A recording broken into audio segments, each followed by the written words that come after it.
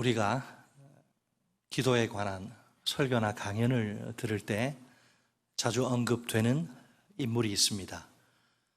동서양을 막론하고 많은 그리스도인들에게 실로 대단한 영향을 끼친 분입니다. 국내에서도 두터운 사랑을 받고 있는데요. E.M. 바운즈란 분입니다.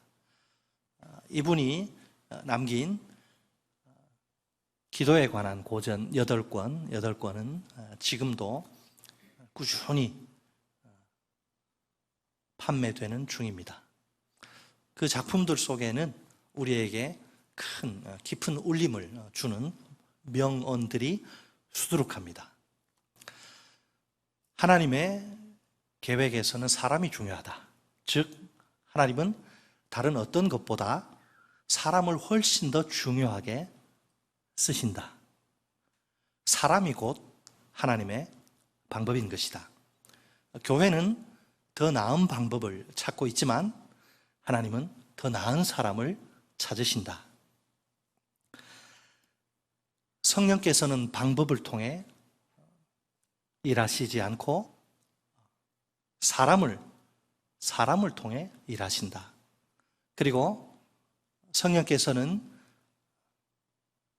기계에 임하시는 게 아니라 사람에게 임하신다. 또한 성령께서는 계획에 기름을 부으시는 게 아니라 사람에게, 즉 사람의 기도에 기름을 부으신다.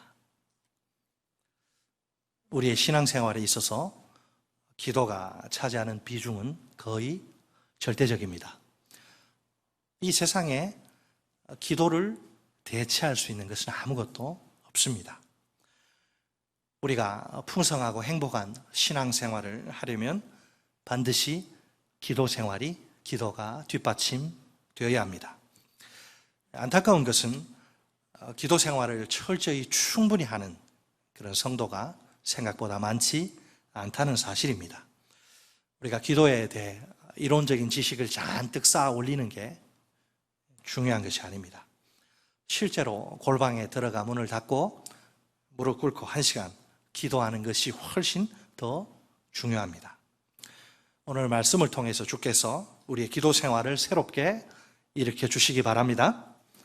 각자의 기도의 골방이 다시 회복되는 놀라운 역사가 일어나길 간절히 소망합니다.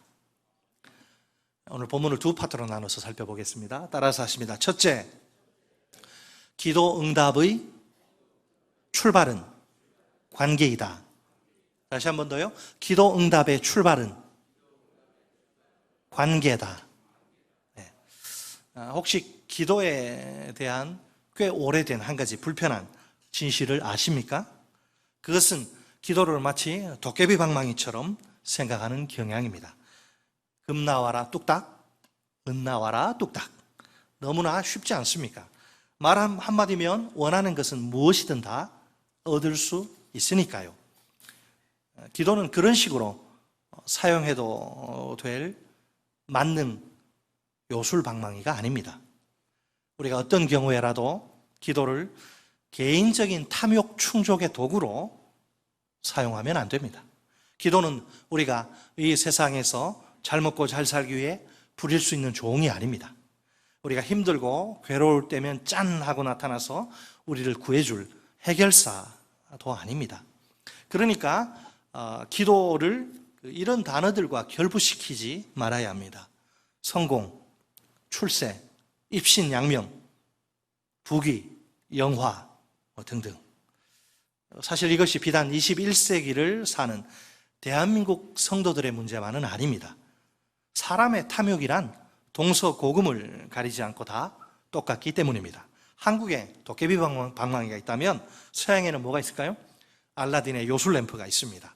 요술 램프를 손으로 쓱쓱 문지르기만 하면 그 안에서 지니라고 하는 이름의 요정이 나타납니다. 지니가 그 램프의 이제 주인이 원하는 것은 무엇이든 그 소원을 지니가 다 들어주는 거예요. 지니가 완전히 그 주인의 탐욕을 위해 봉사하는 종인 셈이지요. 그러나 기도는 도깨비 방망이도 알라딘의 요술 램프도 아닙니다. 먼저 우리가 기도의 정의와 원리에 대해 바르게 알고 있어야 합니다. 본문을 보면 기도가 무엇인지, 기도는 어떻게 해야 하는지 알 수 있습니다.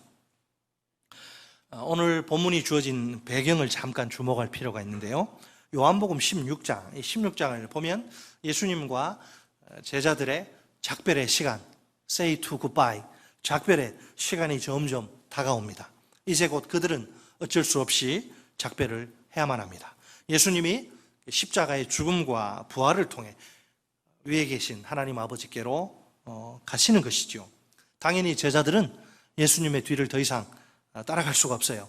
예수님이 떠나신 후에 이 세상에 남겨져야 합니다.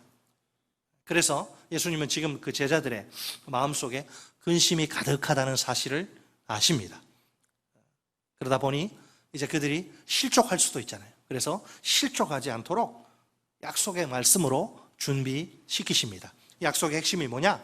예수님이 제자들에게 성령을 보내주신다는 것입니다. 사실은 예수님이 이 세상을 떠나시는 게 제자들에겐 인간적으로야 섭섭하겠지만 이게 근심거리가 아니라 유익입니다. 그 이유는 성령이 제자들을 위해 특별한 사역을 펼치시기 때문입니다. 그 결과 이제까지 제자들이 한 번도 경험해 보지 못한 새 시대가 활짝 열리는 것이죠. 성령이 죄와 의와 심판에 대해 세상을 책망하실 것입니다. 그리고 제자들을 모든 진리 가운데로 인도하실 것입니다. 또한 제자들이 예수님의 이름으로 기도하게 하실 것입니다. 원래 지금까지는 어땠어요? 제자들이 예수님의 이름으로 아무것도 구하지 않습니다. 예수님과 늘 함께하는 삶이기 때문이죠. 그러나 예수님이 떠나시고 또 아버지께 성령을 받아서 그 성령을 제자들에게 보내주시면 그때부터 싹 달라질 것입니다. 제자들이 예수님의 이름으로 구하게 될 것이고 그 구한 것을 꼭 받게 될 것입니다. 여기에 기도의 정의와 원리가 나옵니다. 기도란 우리가 하나님께, 살아계신 하나님께 구하는 것입니다. 그리고 기도는 예수님의 이름으로 구하는 것입니다. 그런데 기도 응답의 출발과 완성이 있습니다. 시작과 끝이 있는데 기도 응답의 출발은 관계, relationship입니다. 관계예요. 관계. 누구와 누구의 관계? 하나님과 우리의 관계 말입니다. 우리가 이 진리를 처음부터 강조해야 마땅합니다. 이 진리가 기본 중에 기본이라 제일 중요합니다. 쉽게 말해 기도는 오직 하나님을 아빠, 아버지로 모신 그분의 자녀들만이 할 수 있습니다. 그렇다면 기도는 하나님의 자녀들의 전유물인 셈입니다. 하나님과 아무 관계가 없는, 그 속에 예수가 없는 불신자들은 하나님께 기도할 수 없습니다. 분명 하나님은 아무의 기도나 그냥 덮어놓고 막 들어주시는 게 아닙니다. 자기 자녀, 즉 하나님의 자녀의 기도만 들어주십니다. 흔히들 기도는 하나님과 우리 사이의 영적인 대화라고 합니다. 더 정확히 이야기하면 기도란 말씀하시는 하나님께 대한 우리의 반응이에요. 정직하고 겸손한 응답입니다. 말씀 앞에 우리가 있는 모습 그대로 서는 것입니다. 오늘도 하나님은 우리에게 찾아오십니다. 오시는 하나님.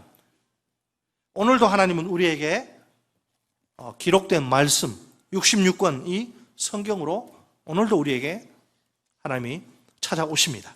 그때 우리는 하나님께 반응을 보여야 합니다. 그것이 바로 기도입니다. 이처럼 위에서부터 말씀하시는 하나님, 아래에서 위로부터 반응하는 우리, 말씀하시는 하나님, 반응하는 우리가 만날 때 어떤 일이 벌어질까요? 비로소 하나님과 우리 사이에 영적인 교제가 발생합니다. 그럴 때 우리는 내가 하나님을 만났다 이렇게 이야기하는 거예요. 솔직히 말해 이 만남과 교제는 기적입니다. 미러클이에요. 기적이에요. 우리가 기도를 평범한 것으로 길바닥에 굴러다니는 돌멩이처럼 그렇게 쉽게 생각하면 절대 안 됩니다. 기도는 보통 일이 아니라 기적이에요. 기적. 왜 그렇습니까? 우리와 하나님 사이를 완전히 분리해 놓는 존재의 무한한 질적 차이 때문에 그 차이를 한번 생각해 보세요. 길에 이게 돌아다니는 지렁이하고 인간은 비교가 안 돼요. 무한한 차이가 있죠. 하나님과 우리도 마찬가지. 아무리 생각해도 하나님과 우리는 도저히 이게 체급이 맞지가 않아요. 레벨이 맞지가 않아요. 격이 맞지가 않아요. 상대할 수가 없어요, 원래는. 일개 피조물이요. 죄인에 불과한 우리가 아닙니까? 반면에 온 우주에서 최고로 존귀하신 가장 높으신 하나님이 아닙니까? 어떻게 하찮은 존재인 우리가 최고 지존, 절대 지존, 최강 존엄 하나님을 만나 교제할 수 있단 말입니까? 말이 안 되는 거예요, 이거는. 무엇보다 우리 인간에겐 기도에 한 가지 결정적인 장애물이 있습니다. 아무리 이걸 뛰어넘고 싶어도 뛰어넘을 수 없는 죄란 이름의 못된 장애물 말입니다. 우리의 죄로 말미암아 하나님과 우리 사이가 완전히 파괴되고 끊어진 상태입니다. 그 결과 하나님과 우리 사이에는 깊은 골이 생기고 맙니다. 이 상황을 그림으로 묘사하면 이렇습니다. 이 언덕에 계신 하나님, 저 언덕에 있는 우리, 그리고 이 두 존재 사이를 완전히 갈라놓은 깊은 골짜기입니다. 우리가 그 깊은 골짜기를 건너, 다리도 없어요.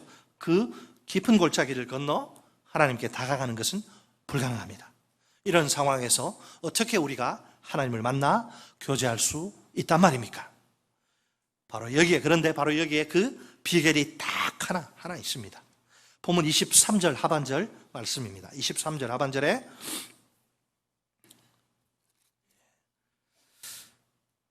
내가 진실로 너희에게 이르노니 너희가 무엇이든지 아버지께 구하는 것을 내 이름으로 주시리라. 아멘. 여기서 내 이름으로 주시리라, 이 말씀이 중요합니다. 누구의 이름으로 주시리라? 내 이름으로 주시리라. 예수의 이름으로 주시리라. 기도는 우리가 이처럼 예수님의 이름으로 하나님께 구하는 것입니다. 또 그렇게 해서 예수님의 이름으로 하나님께로부터 받는 것입니다. 정확히 말해 하나님 아버지는 자기 자녀인 우리가 그분께 구하는 것을 이렇게 보십니다. 또 그것을 우리에게 주셔서 우리가 받게 하십니다. 기도와 그 응답은 하나님과 우리 사이에 일어나는 신비한 일입니다. 다시 한번 강조하고 싶습니다. 기도와 그 응답이 어떻게 이루어질 수 있습니까? 하나님이 우리 아버지고 우리가 그분의 자녀이기 때문에 가능한 일이지요. 하나님과 아무 상관없는 불신자들에겐 애초에 불가능한 일입니다. 그렇다면 하나님과 우리 사이의 이 관계에 있어서 핵심은 예수 그리스도입니다.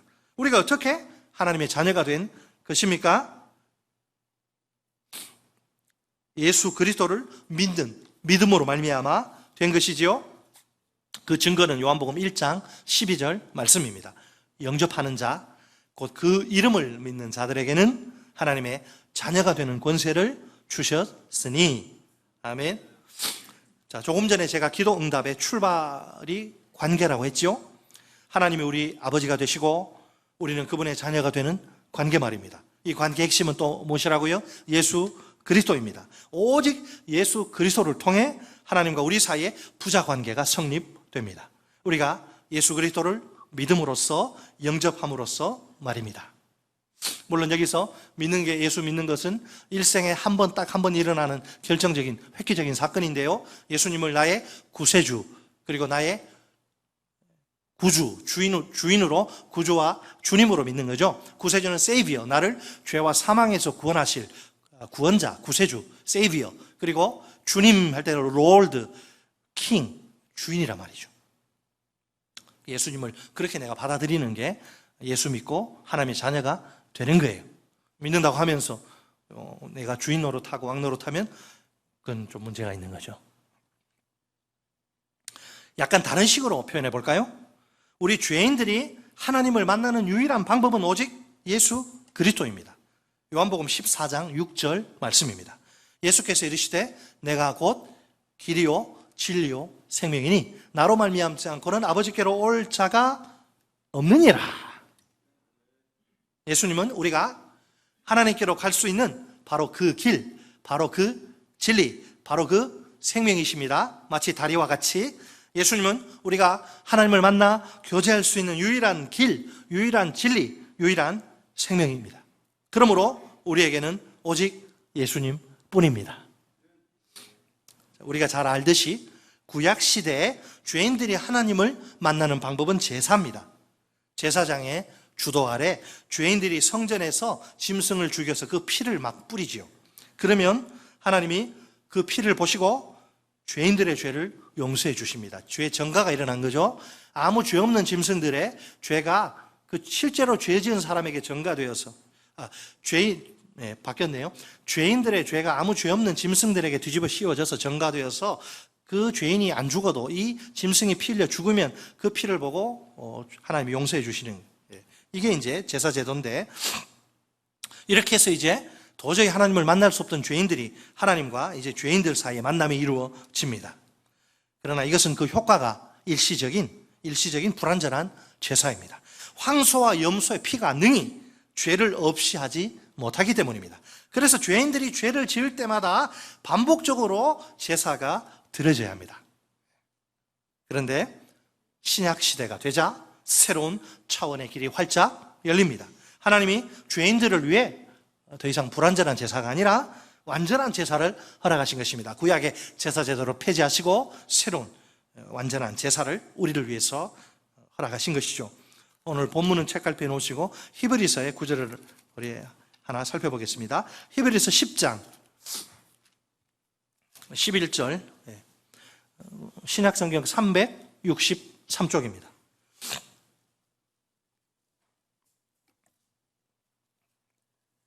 히브리서 10장 363쪽에 10장 11절로 14절 우리 같이 한 목소리로 읽습니다. 시작. 제사장마다 매일 서서 섬기며 자주 같은 제사를 드리되 이 제사는 언제나 죄를 없게 하지 못하거니와 오직 그리스도는 죄를 위하여 한 영원한 제사를 드리시고 하나님 우편에 앉으사 그 후에 자기 원수들을 자기 발등상이 되게 하실 때까지 기다리시나니 그가 거룩하게 된 자들을 한 번의 제사로 영원히 온전하게 하셨느니라. 아멘. 하나님이 구약 시대에 불완전한 제사를 완전한 제사로 대치하신 것이죠.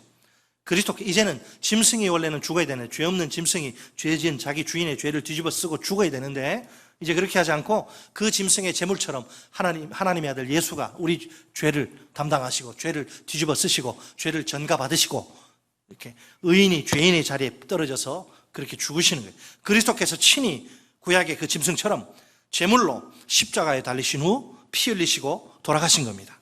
우리 죄를 단 한 번에 영원히 완벽하게 해결하시기 위해서 말입니다. 그리스도가 자기 몸을 우리 죄인들을 위한 희생 제물로 드리신 제사라니요, 일시적인 제사가 아니라 영원한 제사입니다. 반복적인 제사가 아니라 단 한 번, 단 한 번, 반복적인 제사가 아니라 단 한 번의 제사, 이제 더 이상 또 다른 제사는 필요하지 않습니다. 오늘 우리는 예수 그리스도를 통해 항상 하나님께 직접 나아갈 수 있습니다. 영과 진리로 하나님을 참되게 예배할 수 있습니다. 얼마나 놀랍고 감사한 일입니까? 그리스도께서 나를 위해 죽어주셔서 이 죄인의 죄 문제, 하나님과 나 사이를 가로막고 있는 도저히 갈 수 없는 그 간극을 그리스도께서 우리 대신, 우리 죄를 대신 다 뒤집어 쓰고 우리가 받아야 할 저주와 진노를 그분이 대신 받으시고 우리를 의인 만드시고 자기는 죄인 되셔서 그렇게 십자가에서 처절하게 죽으심으로 하나님께 가는 새로운 길을 활짝 열어주셔서 이제는 그 그리스도를 의지해서 내가 언제든지 하나님 앞에 나아가 그분을 만날 수 있고 그분을 찬양할 수 있고 그분께 예배할 수 있고 그분께 기도할 수 있고. 여러분, 세상에 이런 기적이 어디에 있습니까? 순서대로 한번 정리해 봅시다. 하나님과 우리 사이, 그러니까 이 부자 관계의 핵심은 예수 그리스도입니다. 우리의 기도와 하나님의 응답의 가능성도 예수 그리스도입니다. 오직 예수 그리스도를 통해 하나님과 우리가 아버지와 아들이 됩니다. 이렇게 부자 관계가 성립됨으로써 우리는 하나님 아버지께 기도할 수 있습니다. 하나님 아버지는 자기 자녀인 우리의 기도를 들으시고 응답하십니다. 결국 기도 응답의 출발은 관계입니다. 하나님 아버지와 그분의 아들인 우리 사이, 곧 우리 관계 말입니다. 아멘. 이 관계 맺지 않고서도 교회 다닐 수 있고, 관계 맺지 않고서도 직분 받을 수 있고, 관계 맺지 않고서도 종교 활동할 수 있습니다. 그러나 다 모래 위에 다 집이죠. 그런 사람의 기도, 그런 사람의 찬송, 그런 사람의 예배는 하나님 받지 않으시니까. 가장 중요해. 우리 자녀들, 무슨 뭐 학교 가고 취업하고 필요하지만은 그게 중요한 게 아닙니다. 먼저 하나님의 아들이 되는 게 중요하지. 하나님과 부자관계 맺는 게 중요하지. 예수를 인격적으로 만나서 일생에 딱 한 번의 경험입니다. 한 번 딱 예수를 내가 인격적으로 만나서 지식적으로 단순히 아는 것이 아니고 지정의가 총동원돼서 하나 예수를 인격적으로 만나서 내가 이 예수가 아니면 내가 죄와 사망의 이 문제를 해결할 수 없고 내가 영원한 지옥에 갈 수밖에 없는데 예수가 내 구세주로 내게 오셨다. 이 예수가 내 인생의 주인이다, 왕이다. 그리스도를 받아들임으로 내가 진정한 하나님의 아들이 되고 하나님이 진짜 내 아빠가 되는, 세상의 아빠가 아니라 진짜 내 아빠가 되는 이 일이 가장 중요한 줄 믿으시기 바랍니다. 이것이 되지 않으면 나머지는 다 헛짓이 헛짓. 따라서 하십니다. 둘째, 기도 응답의 완성은 삶이다. 다시 한번, 기도 응답의 완성은 삶이다. 기도 응답의 확신을 우리가 보는데, 첫째는 기도 응답의 출발. 어떻게 출발된다고요? 기도 관계로부터, 부자 관계로부터 시작하고 어떻게 끝마치는 완성이 되는가? 삶을 통해서. 여러분, 우리가 언제나 기도 응답에 대해 확신할 수 있는 근거가 무엇입니까? 그것은 기록된 하나님의 말씀인 성경입니다. 그렇죠? 이것이야말로 아무리 강조해도 지나치지 않을 정도로 중요한 진리입니다. 성경 속에는 기도 응답에 대한 그 약속의 말씀이 차고 넘칩니다. 약속만 이렇게 골라도 한 권의 책이 되죠. 그래서 실제로 약속의 말씀에서 판매하기도 하는데, 하나님이 기도 응답을 약속하시고 그 성취를 보증하시는 겁니다. 우리가 믿고 섬기는 하나님 어떤 분인가요? 제가 자주 말씀드리잖아요. 여러분, 우리 하나님 신실하시고 전능하신 분이 아닙니까? 한번 약속하신 것은 무슨 일이 있어도 성취하시는 신실하신 하나님입니다. 이 세상에서 못하실 일이 전혀 없는 Almighty God, 전능하신 하나님입니다. 따라서 우리가 이런 분이 기도 응답을 약속하시니 얼마든지 기도 응답에 대한 확신을 가질 수 있습니다. 우리가 예수님의 이름으로 기도할 때, 이제 우리 요한복음 본문으로 넘어와서요, 예수님의 이름으로 기도할 때 어떤 일이 벌어집니까? 그 본문을 보니까 기도의 결과로 하나님의 축복이 우리에게 쏟아집니다. 본문에 따르면 그 축복은 뭐라? 기도 응답입니다. 주님 뭐라고 약속하십니까? 구하라, 그리하면 어떻게 될 것이라? 받으리니. 구하라, 주셔서 받으리니. 아울러 기도의 결과로 우리가 말할 수 없는 유익을 누립니다. 본문에 의하면 그 유익은 영혼의 충만한 기쁨입니다. 너희 기쁨이 충만하리라. 여러분, 우리가 이제 신앙생활 하다 보면 기도가 응답되는 그 순간이 오기 마련입니다. 그죠? 기도 응답들 다 받으셨죠. 많은 여러 가지 종류. 자, 그때 우리 마음속에 어떤 일이 벌어지죠? 응답 받았는데 그냥 기분 나쁘다 이런 분 없죠? 시큰둥하고 하나님이 우리에게 응답해 주셨는데, 근데 우리 마음속에 기쁨이 해변의 그 밀물처럼 싹 하고 밀려옵니다. 아주 소소한 기쁨일 수도 있고 엄청난 아주 무지막지한 기쁨일 수도 있습니다. 얼마나 기분이 상쾌해지고 시원해지는지 모릅니다. 여러분, 기도 응답 받을 때 그렇지 않나요? 기쁘지 않습니까? 주님이 기쁘다고 했는데 안 기쁨이 이상하지. 너희 기쁨이 충만하리라 주님이 말씀하셨잖아요. 기도 응답 받으면 기뻐요. 그죠? 나는 기뻐요. 정말 기뻐요. 기도 응답 받으니까. 와. 어떤 때 좀 과장을 보태면 10년 묵은 체증이 확 다 내려갈 정도입니다. 만약 이 기쁨을 진정으로 아는 사람이라면 기도할 때 이런 축복이 주어지고 기도할 때 내 영혼에 말할 수 없는 기쁨이 충만한 유익이 있다. 여러분, 이걸 정말 아는 사람이라면 어떨까요? 상식적으로 그런데 기도하지 않겠습니까? 기도 생활을 소홀히 할 수는 없겠죠. 굳이 기도하라 목사가 권면하고 막 잔소리하고 그렇게 안 해도 이렇게 좋은 걸 알면 늘 기도하는 일에 힘쓰게 될 것입니다. 제 말이 맞습니까? 틀렸습니까? 와, 무슨 명품 50% 이렇게 할인한다. 백화점에 문 열자마자 서로 막 머리 뒤밀고. 그래서 어떤 말이 나왔어요? 오픈런. 문 열면 그냥 가가지고 싹. 세상에 뭐가 좋다 그러면 사람들 막 어디 물건 명품도 필요 없고 오픈 1주년 30% 세일하면 막 소문 금방 퍼져가지고 엄청나죠. 여러분, 기도가 얼마나 좋은지 몰라요. 기도 응답 받으면 얼마나 기쁜지 몰라요. 우리 기도 열심히 해야겠죠? 자, 그런데 기도 응답에는 조건이 있어요, 조건이. 하나님이 무조건 덮어놓고 교회만 나오면 우리 기도에 응답하시는 게 아닙니다. 우리가 하나님이 요구하시는 조건이 있는데 그 조건을 충족시킬 때에 우리 기도에 응답하십니다. 성경을 읽다 보면 이 조건이 아주 다양한 형태로 나타나는 걸 볼 수 있습니다. 그 중에서 중심적인 것이 뭐냐? 삶, 우리의 삶. 우리가 기도할 때 일단 하나님 우리의 기도를 보는 게 아니에요. 우리의 기도가 아니라 삶을 주목하십니다. 과연 우리가 하나님의 자녀로 사는지, 그리스도인으로 사는지 정확히 판단하십니다. 무엇보다 우리의 삶이 하나님의 기준을 통과하는 게 관건이겠지요. 예수님의 가르침을 통해서 이 사실을 확인해 보도록 하겠습니다. 마태복음 7장 7절로 8절 말씀. 구하라 그리하면 너희에게 주실 것이요, 찾으라 그리하면 찾아낼 것이요, 문을 두드리라 그리하면 너희에게 열릴 것이니 구하는 이마다 받을 것이요, 찾는 이는 찾아낼 것이요, 두드리는 이에게는 열릴 것이니라. 아멘. 예수님의 세 가지 명령과 세 가지 축복이 동시에 나옵니다. 예수님의 세 가지 명령은 구하라, 찾으라, 두드리라입니다. 예수님의 세 가지 축복은 또 뭐죠? 받게 되고, 찾아내게 되고, 열리게 되는 것입니다. 자, 이 세 가지 명령에 사용된 헬라 동사들이 모두 현재 명령형이라는 게 중요합니다. 간절하고 지속적인 기도의 모습을 예수님이 강조하시는 겁니다. 여기서 우리가 기도의 주제가 뭐냐? 뭘 놓고 기도해야 되느냐? 이런 질문을 반드시 던져보아야 합니다. 가까운 문맥 6장, 7장 연결해서 가까운 문맥에 비추어 생각할 때 기도의 주제가 뭐가 되어야 하느냐? 하나님 나라와 그분의 의입니다. 그러니까 자기중심적인 기도가 아니라 하나님 중심적인 기도입니다. 마태복음 6장 31절로 32절 말씀입니다. 그러므로 염려하여 이르기를 무엇을 먹을까? 무엇을 마실까? 무엇을 입을까? 하지 말라. 이는 다 이방인들이 구하는 것이라. 너희 하늘 아버지께서 이 모든 것이 너희에게 있어야 할 줄을 아시느니라. 아멘. 이방인의 삶의 특징이 무엇이라고 말씀하십니까? 물질적 필요에 대단히 센서티브해. 물질적 필요에 대단히 민감한 거예요. 그들은 물질적 필요 때문에 걱정합니다. 또 그 필요를 채우는데 모든 관심과 열정, 에너지를 다 빼앗겨요. 아울러 그들은 하늘에 계신 하나님이 누구신지 전혀 몰라요.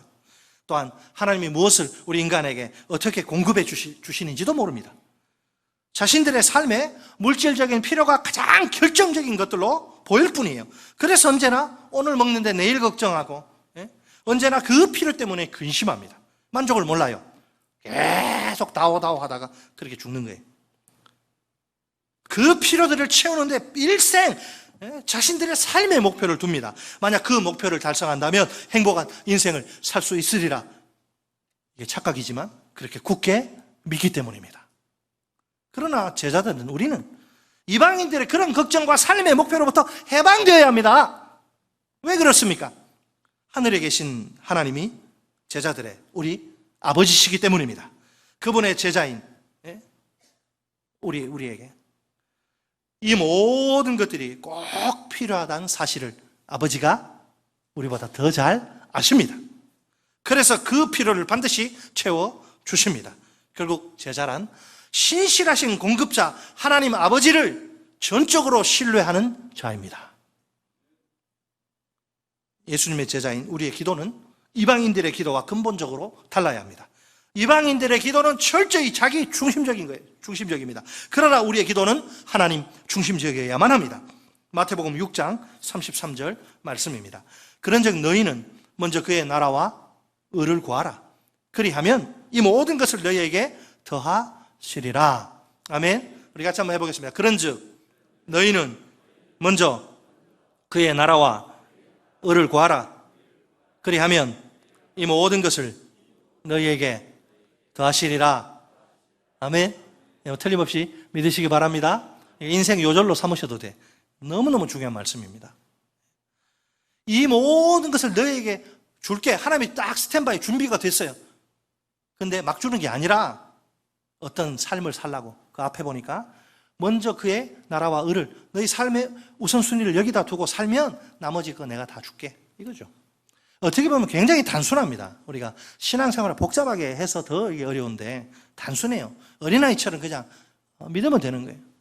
검다 그러면 검은 줄 알고, 이게 약간 회색빛이 도네요. 그러지 말고 그냥 검으면 검은 거예요. 우리가 최우선적으로 추구해야 할 것은 하나님 나라와 그분의 의입니다. 여기서 말하는 하나님 나라는 장차 죽어서 가는 장소를 말하는 게 아니에요. 하나님의 왕권, 롤드십, 하나님의 왕권 또는 그분의 통치를 가리키는 거죠. 그럼 하나님의 의는 뭐냐? 하나님의 왕적 통치가 임한 결과 나타나는 현상. 그러니까 하나님의 뜻에 순종하는 것을 의미합니다. 예수를 믿을 때 주인이 바뀌죠. 예. 내가 그리스도와 함께 십자가에 못 박혀 죽으면 이제 어떻게 됩니까? 그리스도가 주인이 되시는데 이 하나님 나라를 구하라. 하나님의 통치.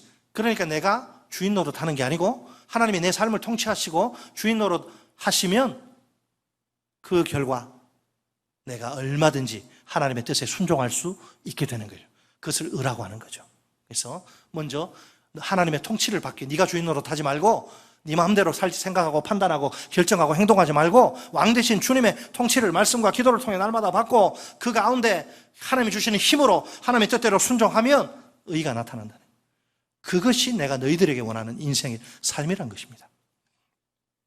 여러분, 하나님의 나라와 그분의 의를 최우선적 인생의 목표로 삼고 구하는 제자들에게 한 가지 확실한 약속이 주어집니다. 이 모든 것들이 주어질 것이다, 이런 약속이죠. 주어질 것이다. 수동형 동사입니다. 더 정확히 말하면 신적 수동형 동사인데 주시는 분이 하나님이심을 전제합니다. 또한 이 모든 것들이 하나님의 선물이다. 내가 애쓰고 수고해서 획득하는 것이 아니고 이 모든 것들이 하나님이 주시는 선물이다. 이것을 암시합니다. 그렇다면 제자들에게는 이 모든 것들을 요구할 권리가 없어요. 단지 하나님을 신뢰할 뿐입니다. 이 모든 것들을 자기 자녀인 우리에게 틀림없이 선물로 주실 하나님을 신뢰하는 것이죠. 그러면 하나님이 과연 우리의 믿음을 보시고 그 믿음대로 이 모든 것을 제자에게, 우리에게 주실 것입니다. 하나님이 제자들에게 약속하신 이 모든 것들 무엇입니까? 하나님이 아시는 제자들의 삶의 기본적인 필요입니다. 먹을 것과 마실 것과 입을 것입니다. 이 세상을 살아가기 위해서 반드시 필요한 것들이죠. 그렇다면 하나님의 약속은 백지수표가 아닙니다. 제자들이 원하는 모든 것을 하나님이 제공하신다, 이런 백지수표가 아닙니다. 제자들의 생존에, 제자들이 생존하고 제자로서 살기에 사는 삶에 있어서 꼭 필요한 것들은 하나님이 신실하신 하나님이 직접 제공하신다는 것입니다. 제자들은, 우리는 신실하신 하나님의 공급을 전적으로 신뢰해야 합니다. 한 걸음 더 나아가 하나님의 통치와 의를 적극적으로 추구해야 합니다. 하나님의 통치와 의가 자신의 삶과 세상 가운데 이루어지도록 말입니다. 날마다 자기를 부인하고 자기 십자가를 지고 예수님을 따르라는 것이지요. 매일매일 가정과 학교와 직장과 사회에서 제자도를 실천하며 살라는 것이지요. 우리가 하나님의 나라와 그분의 의를 간절하고 지속적으로 간구해야 합니다. 그럴 때 하나님이 우리 기도를, 다른 기도를 틀림없이 들어주십니다. 그 이유가 무엇입니까? 예수님이 마태복음 7장에서 그 이유를 인간 아버지의 본성을 근거로 설명하십니다. 본성적으로 악한 인간 아버지도, 살인자든 아니면 강도든 본성적으로 악한 인간 아버지도 자기 아들이 음식을 달라고 요구할 때 들어줍니다. 자기 아들에게 배고프다고 징징대는데 아무 쓸모없는 돌멩이를 던지거나 위험천만한 뱀을 이렇게 던지는 그런 법은 없습니다. 그렇다면 세상에서 악한 인간 아버지도 이럴진데 하늘에 계신 우리 아버지는 아주 최하와 최상을 이렇게 대비해서 효과를 극적으로 드러내죠. 예수님이 하늘에 계신 세상에서 악한 아버지가 아니라 하늘에 계신 우리 아버지, 어때요? 본성이 악한 아버지가 아니라 가장 그 정반대편에 가장 선하신 하나님 아버지가 아닙니까? 당연히 자녀들이 달라고 하면 간구하는 자녀들에게 최선의 것을 공급해 주시겠죠. 우리가 하나님의 자녀라면 반드시 그분이 그렇게 하시리라 기도 응답을 확신할 수 있습니다. 여러분, 기도 응답의 조건을 이야기하는 또 다른 중요한 본문이 요한복음 15장 7절 말씀입니다.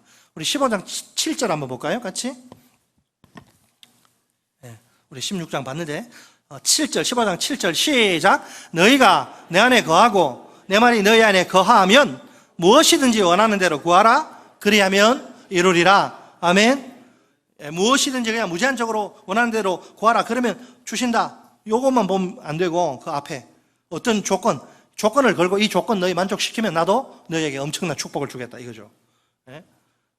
너희가 예수님의 저 유명한 포도나무의 비유 가운데 나오는 말씀입니다. 우리의 기도가 응답되려면 어떻게 해야 한다고 주님 말씀하십니까? 우리가 누구 안에 거하고 세상 안에 거하지 말고 예수님 안에 거하고 또 세상에 잡다한 그런 지식이 아니라 예수님의 말씀이 우리 안에 거해야 합니다. 쌍방 거함이 이루어져야 되는 거죠. 우리가 이 성경 69절 외우는 거 이거 시간 남아 돌아서 하는 거 아니잖아요. 예수님이 말씀이 있어야 한다고 기도 응답 받으려면 그렇게 이야기하지 않습니까? 이게 더 열심히 해야겠죠 우리가? 이 60 다음에는 180인데 그거는 언제 제가 은퇴하기 전에는 하겠죠, 그죠? 69절 지금 이 가장 중요한 69절인데 말씀하죠. 너희가 내 안에 거해야 된다. 엉뚱한 데 거하지 말고 내 안에 거하라. 엉뚱한 것이 아니라 내 말이 너희 속에 있어야 한다. 그래야지 무엇이든지 원하면 내가 이루어준다 이 말이에요. 응답되려면 우리가 반드시 예수님 안에 거하고 예수님의 말씀이 우리 안에 거해야 합니다. 먼저 우리에게 그러니까 예수님 안에 거하는, 예수님 안에 머물고 거주하는 그런 생활이 필요한 겁니다. 다시 말해서 우리가 주님의 말씀에 순종하는 삶을 살아야 한다는 것이지요. 이처럼 참으로 주님께 순종하는 성도가 드리는 모든 기도는 꼭 응답됩니다. 순종하는 삶이야말로 기도 응답으로 가는 첩경 지름길입니다. 기도 응답에 대한 분명한 확신이 우리의 순종하는 삶 속에 있습니다. 물론 정반대의 경우도 있습니다. 가슴 아프지만 아무리 기도해도 응답받지 못하는 경우 말입니다. 기도가 탁탁 튕겨나가는, 하나님 앞에서 튕겨나가는 거절되는 경우지요. 대표적인 경우가 이스라엘의 역사 가운데 등장합니다. 우리가 교회적으로 지금 이사야서 본문을 매일 성경으로 묵상하고 큐티하는데 예언자 이사야가 그 이사야 1장 펼치면 아주 충격적인 그게 나옵니다. 하나님의 백성들인데 얼마나 죄악 덩어리인지 몰라요. 그 이사야 1장에서 고발하는 하나님의 백성, 아브라함의 자손, 그 예루살렘의 죄악상을 보세요. 예루살렘의 그 지배 계급과 유다 백성은 이방인들과 조금도 다르지 않습니다. 제사 드릴 때는 하나님의 백성 같은데 제사 끝나고 집에 돌아가서는 똑같아요. 하나님의 말씀, 법, 평소에 아무 관심 없어요. 그 대신 제사와 같은 이 종교적 껍데기, 내용을 담는 껍데기, 제사와 같은 종교적 행사에만 열심을 냅니다. 얼마나 여호와께 많은 희생제물과 번제물을 우리 시간 헌금을 많이 바치는지 몰라요. 끊임없이 불살라 바치는 제물들에 여호와가 질려버리실 정도, 질려버리신다 그래요. 질려버리신. 여호와의 눈에 성전의 제단불에 살라지는 그 짐승, 헛된 제물입니다. 그들의 제사는 아무런 쓸모가 없는 헛수고에 불과합니다. 완전히 가인의 제사, 가인의, 아벨의 제사가 아니라 여호와는 그들을 향해서 헛된 제물, 헛된 헌금 다시 가져오지 말라 이렇게 하십니다. 여호와의 역겨워하시는 그런 표정을 읽을 수 있습니다. 어떻게 된 겁니까 이게? 이방인들 이야기가 아니라 하나님 사랑한다고 하나님 믿는다고 하는 사람들 이야기예요. 분향을 얼마나 이게 좋은 건데 이게 분향이. 근데 분향은 이사야가 말하기를 여호와가 가증하게 여기시는 것이라. 월삭과 안식일과 대회로 이렇게 모이는 거 역시 마찬가지입니다. 여호와는 그들이 성회와 아울러 악을 행하는 것을 견디지 참지 못하십니다. 그러니까 이스라엘의 그 축제와 절기는 그들만의 완전 그들만의 리그, 그들만의 종교 행사일 뿐입니다. 그 안에 계셔야 할 정작 주인이신 여호와 하나님이 안 계시는 거예요. 여호와가 빠진 축제, 여호와가 없는 절기, 여호와가 함께 할 수 없는 예배, 여호와가 보실 때에는 이교적 풍습 곧 우상숭배와 전혀 다르지 않습니다. 오죽하면 여호와가 이것을 가리켜서 나 도저히 질 수가 없다, 무거운 짐이라 고개를 절레절레 흔드실까요? 그 짐을 지시기에는 이제 지쳐버리신 상태입니다. 아주 신물이 난다고 하시는 거죠. 그들의 경건, 하나님을 사랑하는 모습, 그 경건이 세상 속으로 들어가야 되는데 성전 속에 갇혀버리고 담 안에 딱 갇혀버려서 세상을 향해서 전혀 경건이 나가지 못하는 모습. 자, 우리식으로 표현하면 어떨까요? 예배당 안에서는 열심히 찬송하고 기도하고 예배하는, 예배당 안에서는 경건해. 딱 거기까지 끝. 거기 예배당 안에서만 경건한 성도를 생각하면 됩니다. 예배당을 벗어나는 순간 갑자기 모두 전환이 일어나요. 자동이 그냥 수동이 돼버리네. 갑자기 완전히 딴 사람으로 돌변하는 겁니다. 예배당 안에서 보이던 경건의 모습은 온데간데 없습니다. 예배당 밖에서는 불신자들과 다른 모습이 아예 보이질 않습니다. 겉과 속이 다른 야누스, 이중적인 모습이죠. 그래서 이제 또 많은 경우에 자기가 예수 믿는 거 숨기다가 그 이상한 상황 속에서 그냥 들통이 나요. 표현이 좀 그렇지만 밝혀집니다. 그러면 옆에 있던 사람들, 와, 자기 교회 다녀? 자기하고 똑같이 사니까 똑같은 줄 알았는데 너 교회 다니냐? 여러분, 놀랍게도 여호와는 이스라엘의 제사와 절기만이 아니라 기도마저, 이 거룩한 행위 기도마저 거절하십니다. 이사야 1장 15절 말씀입니다. 너희가 손을 펼 때에 내가 내 눈을 너희에게서 가리고 너희가 많이 기도할지라도 내가 듣지 아니하리니 이는 너희의 손에 피가 가득함이라. 얼마나 충격적인 말씀입니까? 손을 펴요. 손을 들고 이렇게 두 손을 들고 기도하고 그러잖아요, 유대인들이. 손을 펴요, 하나님을 향해. 근데 하나님이 쳐다보지도 않으세요. 그리고 많이 기도합니다. 듣지 않습니다. 하나도 듣지 않습니다. 하늘나라에서 다 잡동사니 쓰레기 취급당해서 다 땅바닥에 팽개쳐지는 기도. 이스라엘이 기도해도 여호와가 듣지 않으시겠다네요. 도대체 여호와가 이스라엘의 기도를 거절하시는 이유는 무엇입니까? 기도한답시고 두 손을 하는데 그 손에 보니까 이웃의 무고한 피가 철철 넘친다면, 손에 이웃을, 얼마나 못된 짓을 했으면 이웃에 그 피가 가득 이렇게 묻어가지고 그 피를 우리 주님이 보시죠. 여러분, 어떻게 이럴 수가 있단 말입니까? 이웃의 피로 이웃을 얼마나 괴롭히고 막 못되게 굴어, 막 죽이고 막, 이웃의 피로 그냥 뒤범벅이네 피투성이 두 손을 들고 뻔뻔스럽게 하나님께 기도하다니요. 말이나 되는 소리입니까? 이 사람들 이러고서도 정말 아브라함의 자손이라고 하나님의 백성이라고 할 수 있습니까? 없지요, 당연히. 이런 사람들이 어떻게 하나님의 백성입니까? 여호와가 어떤 분인지 전혀 몰라. 제사는 열심히 드리고, 여호와가 누군? 여호와는 무지하게 억울하게 흘린 피의 호소를 들어주시는 분인데, 억울함을 풀어주시는 분인데, 피해자가 아니라 가해자의 모습으로 불의를 행한 자의 기도, 그분께 결코 상달될 수 없습니다. 그런 자는 아무리 간절히 부르짖어 금식하고 철야해도 응답이 없습니다. 기도 자체가 다 부질없는 짓이 되고 마는 거예요. 상당히 심각한 거죠. 이스라엘은 아브라함의 자손이다. 대대로 우리가 조상적으로 하나님을 섬겨왔다. 우리 몇 대째 집안이고 순교자도 배출하고 우리 할아버지가 교회를 짓고 막. 이스라엘은 하나님의 백성이라고 자부하지만 정작 그 하나님 마음은 몰라요. 수많은 제물로 넘치는 제사로 자신들의 악행을 덮을 수 있다고 착각합니다. 성전 밖에서는 온갖 악행을 저지르면서도 아무런 문제의식이 없습니다. 종교적 절기만 잘 지키고 제사 열심히 드리기만 하면 만사 오케이라고 생각합니다. 거기다가 무수히 많은 제물까지 바치니 헌금도 많이 하니까 문제될 게, 그걸로 퉁칠 수 있다고, 문제될 게 아무것도 없다는 거예요. 그러나 여러분, 하나님이 그들에게 원하시는 것은 엄청난 제물도 화려한 제사도 아닙니다. 오직 주의 말씀을 두려워하고 오직 하나님의 말씀에 귀를 기울이는 것입니다. 전심을 다해 하나님께 순종하는 것입니다. 여기서 우리가 발견하는 귀한 진리가 있습니다. 기도는 삶이고 삶은 곧 기도입니다. 따라서 한번 할까요? 기도는 삶이고 삶은 곧 기도이다. 삶이 뒷받침되는 기도가 필요합니다. 어떤 경우에라도 기도와 삶은 절대로 분리될 수 없습니다. 항상 같이 짝으로 어깨동무하며 함께 가야 하는 것이 기도와 삶입니다. 단순히 말을 많이 하나님께 늘어놓는 것이 기도는 아닙니다. 말보다 중요한 것이 삶이에요. 삶. 우리가 기도의 자리로 나아갈 때 그동안의 삶도 주렁주렁 붙이고 함께 이렇게 들고 나아가는 것입니다. 기도의 자리에서 하나님이 우리의 삶을 먼저 보십니다. 이 시간 우리 모두 다시 확신 앞에 서봅시다.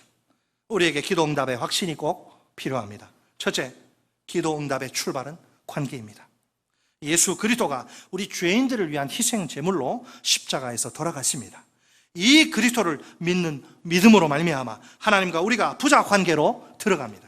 하나님이 우리 아버지고 우리가 그분의 자녀이기에 우리가 항상 언제든지 하나님께 나아가 기도할 수 있습니다. 우리 아버지 하나님이 그분의 자녀인 우리의 기도에 응답하십니다. 둘째, 기도 응답의 완성은 삶입니다. 기도 응답에는 조건이 붙어 있어요. 기도가 하나님 중심적이어야 한다는 것입니다. 우리가 하나님 나라와 그분의 의를 최우선적으로 추구하며 삽시다. 하나님의 통치와 의가 우리의 삶과 세상 가운데 이루어지도록 말입니다. 우리가 하나님의 말씀에 순종하며 삽시다. 그러면 하나님이 우리의 삶의 모든 필요를 꼭 채워주실 것입니다. 우리의 다른 기도에 반드시 응답하실 것입니다. 순종하는 우리의 삶 속에 더욱 풍성한 기도 응답의 역사가 일어날 줄 믿습니다. 우리가 모일 때마다 영화 이야기, TV 드라마 연속곡 이야기하는 것이 아니고 모일 때마다 내 삶 속에 일어난 그 기도 응답의 놀라운 감격. 야, 내가 연약하고 부족한데 내가 이렇게 하나님의 나라와 의를 구하고 내가 하나님의 말씀대로 순종하며 내가 살기 위해서 몸부림치며 그 가운데 내가 기도했더니 하나님이 내게 이런 엄청난 응답의 축복을 주셨어. 그것을 말하지 않고서는 막 견딜 수 없어가지고 모였다 하면 그런 이야기로 시간 가는 줄 모르고 그렇게 될 수 있을 줄 믿습니다. 이 하나님을 우리가 기도 가운데 경험할 때 우리의 삶이 얼마나 풍성해지고 행복해지는지 몰라요. 이런 삶 우리 함께 살 수 있기를 바랍니다.